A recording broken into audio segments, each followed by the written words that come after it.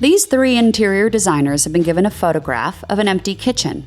They have free reign to design it in any way they please. I'm Noz Nozawa. I love things to be very practical for you to cook in, but still infused with fun and boldness and a lot of color. Hi, my name's Darren Jett, and I'm a designer based in New York City who creates compelling and transportive environments for my clients. I'm Joy Moyler. I'm an interior designer based in New York, and when I'm designing kitchens, I always look for function, crispness, and some creativity. No clients, no restrictions, just blank space. So this is a kitchen. It seems to be suburban. It seems to be a little bit dated. I would suspect that this kitchen was last remodeled probably sometime in the mid to late 90s. The reasons for that are the combined overhead microwave range hood combo, the cabinets and the sort of heavy crown detail that bring the upper cabinets into the ceiling, and also the size of these can lights. Look how big that is. It feels like overall the house is probably about 25 years since it's been remodeled. It looks like it really needs a refresh. It needs some lightening up. It needs some color. It needs some texture, and it needs some fun. If we're talking about an eat-in kitchen, I think it should definitely feel very warm, very cozy, and very inviting. So I'm actually sort of leaning into doing a wood kitchen. This wood does feel a little bit dated. It feels a little bit 90s in a way. What if we did something that was more of like a white oak, perhaps something like this? Maybe it has a bit of this rustication in it, so it doesn't feel so plasticky. But I think that we can definitely improve upon the positioning of everything. What if we placed all of the tall cabinetry along that wall? We already have the fridge over here, which is in a really nice location in my opinion. Perhaps we combine some of the uppers into some vertical pantry space, and we would really maintain all of that pantry space there. And then we could open up this full wall of cabinets right here, creating a large, expansive countertop with lowers below. I want to lighten up the cabinets by way of having really pretty cabinet faces. I want to use a really luxury, like shiny, but sort of hand-hewn brass hardware. And then also actually lighten things up. So just have less cabinetry overall. So we need to have plenty of storage. We just don't need quite so much of this storage. So we'll still have upper cabinetry here on either side of the window. I think that kind of frames the window nicely. And then on this wall with the range, we're gonna leave that open. So we'll have the range hood coming down from the ceiling, but then on either side, I just wanna leave that open and have it all about the tile and the backsplash. I think the thing that really bothers me about this kitchen is that it is so overtly dark and heavy looking. My plan for this kitchen is to rip out all of these existing cabinets. I want to relocate the range and the cooktop over here, and I want to use this wall for a bank of refrigerators and freezers. And this is going to take the weight of the room. This elevation is going to become much lighter. I love mixing the materials and color palette on the range hood and the stoves, and I just love that blue range hood and the shiny red stove. I think that's such a lovely, delicious combination in a room and not very predictable. What if we did the countertops in an aged brass? This is a sample here. It's actually called Verdigris, and the Verdigris actually has this beautiful green life to it, this sort of patina that would continue to age beautifully over time. I'm gonna leave the refrigerator white, and then over here, I love the idea of doing kind of an unexpected earthy aubergine range. I don't know, and then we'll kind of let the color palette go from there. And what's cool is even though there are tons of like ready-made RAL powder coat colors, a lot of these appliance manufacturers can just color match to like anything. Powder coating is an incredible technology that allows you to take metal and then make it colorful in a way that's actually durable. I still always want to have a hierarchy when it comes to the color density in a space. That's why there are certain elements like most of the walls and the ceiling and the range hood overhead that need to stay white in my opinion, in order for the rest of the color to really sing and for the kitchen to not feel overly chaotic. So that's why we've got white appliances. We've also got a white range hood. I do want to do a floating shelf along the perimeter of the kitchen on both walls. It would be sort of like a frosted glass, but tinted pink. If the light from overhead casts through it, that it sort of manipulates the color of the backsplash tile underneath, I think that'll be a lot of fun. This is probably a suburban location. Maybe it has a really nice backyard. If I had a backyard, I would love to embrace that. So the first thing I would also do is perhaps think about opening up that window wall behind the cabinetry to really pull the outdoors inside. I love the idea of doing like a black and steel. A lot of my clients love black and steel. There's something that feels very modern about it, feels very fresh, yet it also would work beautifully with this scheme.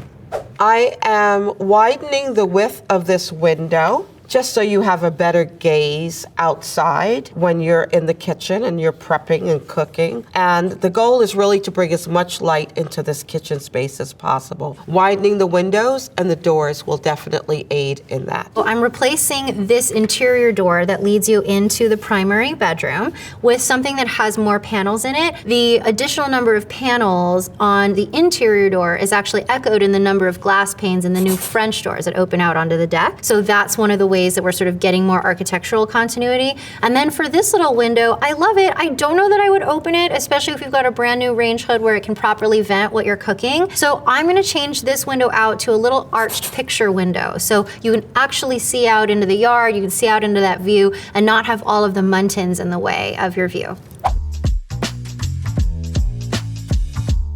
I'm opting to replace this wood floor with some color. I think it would be really nice to take this entire zone and lighten up the space, which right now has a very dark wood. The floor is not going to be exactly this, but this is just for reference. It could be stained, so you don't have to rip up the entire existing flooring, but screening it and staining it. I love an oak floor. I'm a traditionalist, but I do want to make them a bit fun. I'm very inspired by classic traditional, like French countryside and Italian kitchens with checkerboard floors.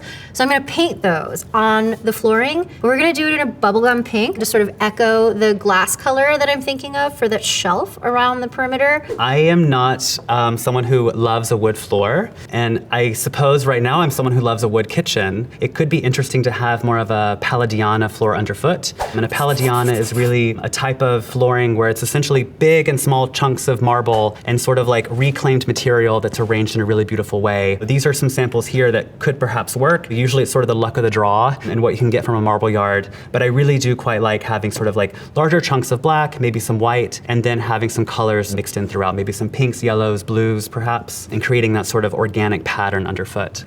I'm really excited about using tile in a multitude of different colors. Each tile is individually hand screen printed with different paint colors, glaze colors, etc. So I'm just gonna do like a whole like rainbow of colors from off-white at the ceiling, coming down and being quieter up top, and then we sort of get a lot more active. And all of those colors sort of like morphing together.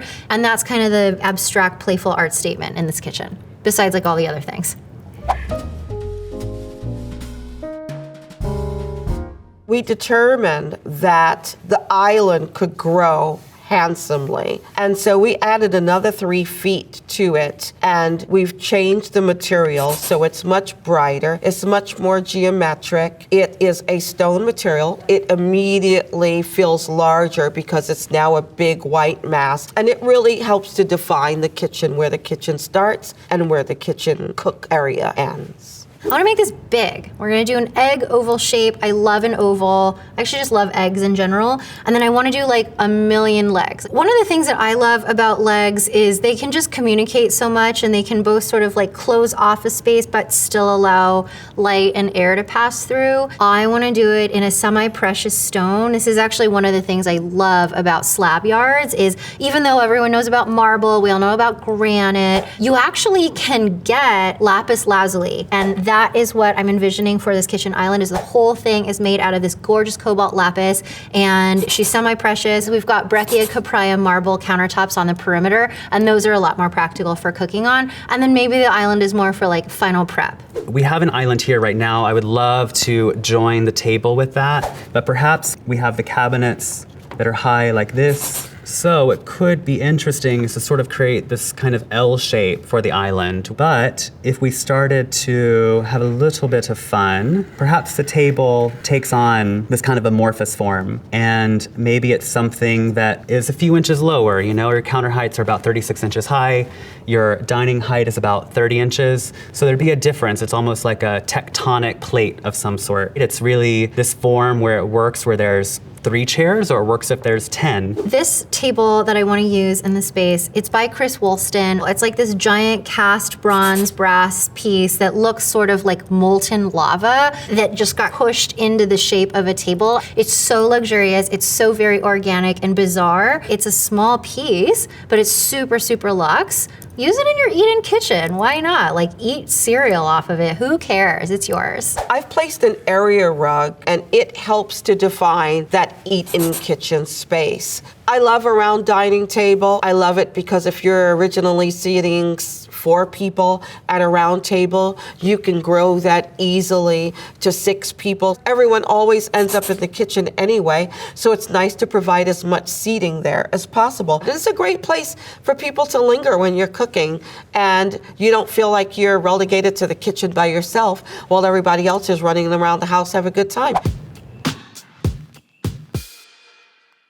Having a sofa in the kitchen is just very, very functional. The fabric selection for the couch, velvet. I adore velvet. Washable velvet. If you've got a sofa in your kitchen, you don't want everything else in the room to be massively heavy. So I really like using a light frame chair, something that's really sculptural to balance out the weight of the sofa. I love having pieces that relate to one another without being too matchy-matchy. Mixing light and dark is just another way to define the spaces. So the lighter framed stools are on the island, which denotes the kitchen prep area, and then the darker framed dining chairs denotes the eat-in kitchen section. And that's another way to visually capture the functions of these separate spaces within this one enclosure. So the chairs are actually also a part of the dining table set. So this is the Oro collection by Chris Woolston, one of my favorite furniture designers and artists. And the chairs are really rad. So they're both upholstered, which makes them really comfy, but it's also like pieces of brass that are, very, very gold mixed in with like woven wicker. So it's kind of a traditional wicker chair, but made like extraordinarily strange. I'm personally really excited about doing something very comfortable but pretty durable. I thought that we could go bold and do an off-white fabric that is a little nubby and quite comfy. All of these are super durable. It needs to be able to get Scotch guarded so that it's anti-stain. And of these 3, I'm currently leaning toward this one the most because it really actually has a couple of different tones in it. So even though it reads off-white, the sort of like under thread is almost like a cafe brown, which sort of makes it a little bit more stain camouflagey. I would love to introduce more rattan, and that really lends itself well to that vibe. Perhaps we do something in more of a Gabriella Crespi world, this sort of like 1970s, 1960s rattan, these kind of like sun forms. Perhaps if it's arched, maybe it mimics the sort of barrel arches that we're doing within the ceiling, so it all ties back. We're always trying to have the architecture work with the actual furnishings. I absolutely love these light fixtures from Jonathan Entler. They're a ton of different colors, a ton of different shapes, and a lot of different drop length. And so over the kitchen island, we're obviously doing the lapis underneath, which is a cobalt blue with like a powder blue up top. And that one's a bigger, wider spread that is higher up toward the ceiling because it's functional light. And then over the dining table, what I'm envisioning is doing one that has fewer points of light and it's more vertical and just comes right down and comes closer to the table to really anchor, this is the space where you sit and come together. And that one's pink because pink is part of the kitchen. I am one who loathes a sort of designer light or does not really want to put something in a space that you've seen before. But there are these lights out there that they're actually by Ingo Maurer, and they're actually candle lights that are on suspension cables that are above the table. But I would love to do something that would hang at different levels, that really gives an element of theater, that really lights the table in a beautiful way. And whenever someone's sitting there and they're like leaning back into the chair, they're like, wow, that's really cool. If you want to live in the Harry Potter world, you can. Because there are so many 90-degree elements in the room, there's got to be balance in everything. And so my immediate approach to the lighting was to have pendants that had some sort of circular form. So I selected these large-scale domes, which maybe originally they'd be a little bit too big, but I just really like how they splayed the light on the island and has something that becomes very sculptural in the room. I personally love decorative paint, especially when it comes to a kitchen environment where wallpaper might get messed up, it might get a little bit of a grease splatter. And I also like having that come up onto the ceilings, especially in a lower ceiling height situation. If you take something on the walls and you carry it up onto the ceiling, it cheats the eye to make the ceiling feel even taller. And so I'm thinking we're gonna run just sort of like threaded ribbons of gold that pick up the gold in the hardware that we're gonna use. We could perhaps talk about sort of barreling the ceilings in a very subtle way. You know, maybe it's a few inches. We kind of drop it. It's almost like sort of integrated beams that would frame the windows are arched instead of flat.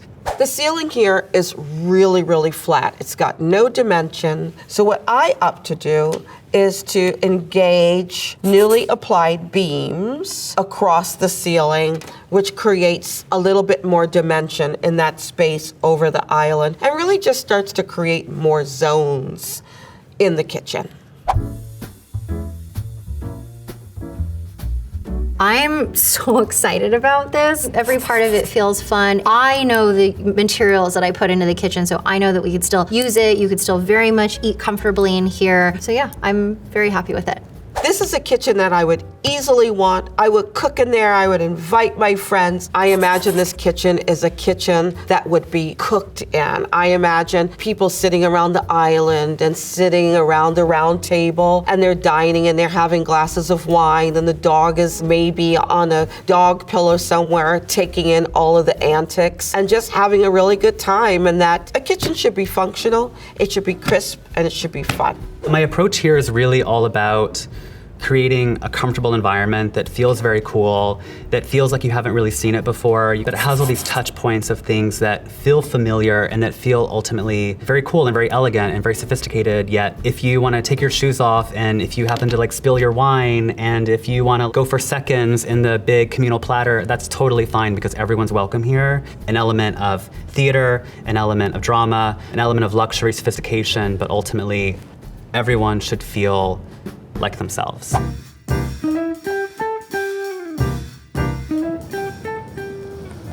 Wow. Oh my gosh. Amazing. I'm such a traditionalist. No, I love it. Wow. Wow. This is bonkers. I love to cook, so I really just wanted a kitchen that was functional. I envisioned this kitchen really for myself, that I could cook in here. I love it. I mean, I just want to live here. This is so beautiful. And I did something totally different with the layout. This is so much more open and so much more inviting, like just from the direction that you walk into the space. I love that the blue stained floors, incredible. I love that so much. And then you've got these like super delicious, is this an armchair or like a big giant bed? It's a sofa. Oh my God, I want to A velvet sofa. That's my washable velvet. Yes, ma'am. I would move in and I would also learn how to cook. There's a ton of surface, which is amazing. I love this giant island, all the seating along that. It really does feel like an eat-in kitchen, and I think that was our prompt. So kudos, that's really cool. And I'm also gonna fight Noz over that seat. Oh my God. Yeah. In my case, not having a client meant that I could sort of take what I always want to do in the first round before the ideas get more practical and just sort of end there. This would be the kitchen that I would design for just sort of like a wackadoodle couple who has lived in this house forever. They love it. There's a ton of memory there, but it's time for a refresh. What are these chairs? They're amazing. Oh, thanks. So this whole set is the Oro collection from Chris Woolston. They're so cool. And tell us about these lights. Oh, They're yes. so interesting. So this is an LA designer, Jonathan Entler. I love his work. They're like little weird geometric worms that come out of the ceiling. And we just used like a white one in a client's space. And I secretly was like, oh, I wish I got to use the blue one or the pink one. So They're really interesting. I like them a lot. All right. Oh, sleek. That is sleek. So That's good. like boom boom room kitchen. That's the boom boom. Boom Boom Room comes after this. This is Yeah. dinner, and then you go to Boom Boom for drinks after. What I wanted to do with the ceiling and that wall was to really open it up to the view. And what's the backsplash here? Yeah. It seems It's, like it's a different material. It is. It's a copper okay. third degree with Nice. a little ledge on top, for plates and soaps and Like herbs and all of that. wine and- wine. yes. We have wine here. Lots of wine. Lots of wine. I mean, it's a dinner party, so it's ultimately casual but fun too. I mean, this doesn't even look like this is the same space. I think I got a different drawing. Yours is so much more interesting, that depth of that window and the barreling of the ceiling detail. I love that the could barrel. be a loft. I love that you went with a full wall of. I wasn't even thinking about you could just actually use structural windows and open that whole wall up. But this is amazing. I've always wanted to do a dropped counter where the island becomes a proper 30-inch tall dining table. It's a dining table. Yeah, but I love that you still sort of brought the wood back by way of the cabinetry. It's so funny because our kitchens kind of are structurally very similar, right? I changed to an arched window, an arched picture window, but otherwise we're we have little sister kitchens, and then yours is the grown-up brother that won't let us hang out or drive us anywhere. Yeah.